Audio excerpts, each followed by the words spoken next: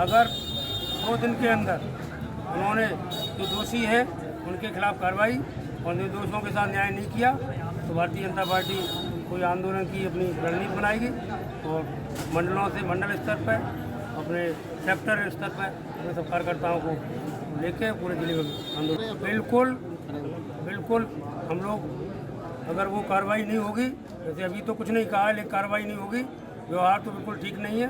हम लोग लखनऊ जाके माननीय मुख्यमंत्री जी से भी मिलेंगे, प्रधानमंत्री जी से मिलेंगे। निश्चित अगर व्यवहार कार्यकर्ताओं के साथ ठीक व्यवहार नहीं करेंगे तो हमारे पदाधिकारियों के साथ, मेरे साथ, मेरे प्रतिनिधियों के साथ व्यवहार ठीक नहीं करेंगे तो इटावा में नहीं रह पाएंगे।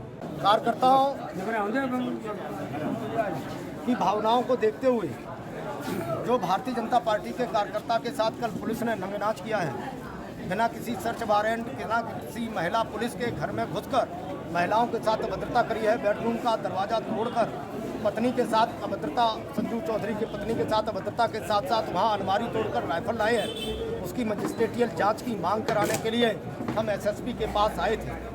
हम लोग आए थे कि यहाँ चूँकि जिले के कप्तान हैं तो अपनी बात रखेंगे। जो पुलिस ने किया है, एक तरफा कार्रवाई कर रही है, एक पक्ष से कहीं प्रभावित होकर लगातार एक पक्ष को प्रताड़ित करने का काम कर रही है।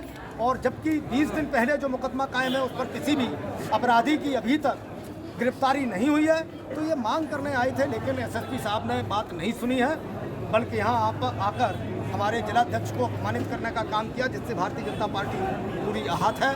और उन्होंने, जब मैंने कहा कि जिस तरीके से उन्होंने अपमानित करने का जिलाध्यक्ष को काम किया है, इसलिए वो आए तो हम 5 लोग जाके अपनी बात रखेंगे, हम प्रतिनिधिमंडल मिलेंगे, लेकिन वो एटीट्यूड के चलते हुए अपना ज़्यादा, मैं समझता हूँ कहीं ना कहीं एटीट्यूड ही कहा जाएगा, घमंड कहा जाएगा, वो हमें उनकी तहरीर पर हम लोग शांति से बैठे थे, वो बुलाने नहीं आए हैं, इसलिए उन्होंने अपने एसपी सिटी को भेजा, प्रतिनिधि बनाकर हमने उनको ही अपना ये मांग पत्र दिया।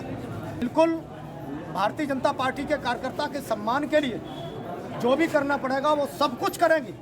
जिलाध्यक्ष खड़े हैं, जिलाध्यक्ष ने घोषणा करी है, अगर न्याय नहीं मिलेगा तो भारतीय जनता पार्टी के कार्यकर्ता इसके लिए आगे लड़ाई तो लड़ेंगे ही, जरूरत पड़ेगी इस्तीफा देने की तो अपने पद से त्यागपत्र भी कार्यकर्ताओं के सम्मान के लिए देने का काम करेंगे। ये अभी जिलाध्यक्ष इस तरह का आपको बताएंगे। तो उसमें से एक जो अग्रेसिव पक्ष है संजू चौधरी, वो अपनी काली फॉर्चूनर गाड़ी के साथ 8-10 लोगों के ले गया, जिसमें हाथ में लाठी, डंडे, ये सब चीज़ें थी, और एक दुकान में दूसरे पक्ष की तोड़फोड़ करी, वहाँ पे शराब पी के गाली गलौज करी। ये प्रार्थना पत्र जब थाने पर प्राप्त हुआ तो उसके बाद इस प्रकरण की संपूर्ण जांच की गई। जांच पे वीडियो फुटेज वहाँ की मौके की मिली है, जिसमें से घटना की पुष्टि हुई है। इस प्रकरण में एक मुकदमा दर्ज हुआ है, उसमें SC/ST एक्ट की भी धाराएं हैं, क्योंकि तहरीर में उन्होंने दिया है कि उनका एक मित्र थे जिनके साथ जातिसूचक शब्द इस्तेमाल किए गए। ये जांच का विषय है कि जातिसूचक शब्द इस्तेमाल किए गए कि नहीं, इसमें पुलिस इन्वेस्टिगेट कर रही है। परंतु जो मुकदमा लिखा गया है उसमें पर्याप्त साक्ष्य हैं जिसके आधार पर मुकदमा लिखा गया है।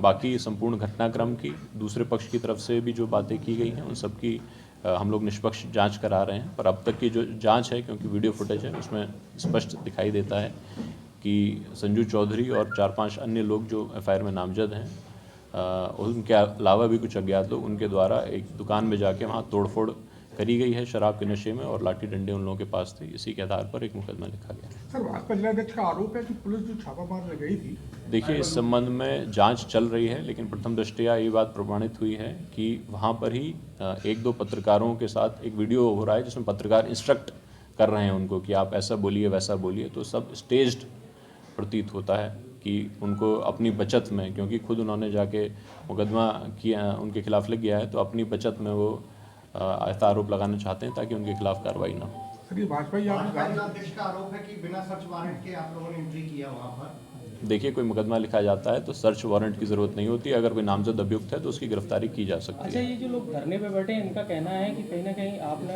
अवैध खनन का आरोप लगाया है इन लोगों के ऊपर और लाठीचार्ज की बात की, तो ये बड़े उससे आक्रोशित नजर आ रहे हैं। देखिए, कोई लाठीचार्ज की कोई बात नहीं की गई है, केवल एहतियात के तौर पर फोर्स बुला ली गई है, और स्वयं ही इन लोगों के द्वारा कहा जा रहा था कि अरेस्ट कर लीजिए, ये कर लीजिए, और इस टाइप की बातें। हम केवल सुरक्षा की और लॉ एंड ऑर्डर कायम रहे इसकी दृष्टि से फोर्स बुला ली गई है, उन सबकी बातें सुनी जा रही हैं। सर, आपके ऑफिस के बाहर बैठे और कह रहे हैं कि हम कप्तान साहब को निकलने कैसे एडवाइस करना चाहिए? देखिए ये सब जो है ये सब अपने मजिस्ट्रेट हैं, पुलिस बल है, जो भी नियम कानून के तहत होगा वो किया जाएगा। ठीक।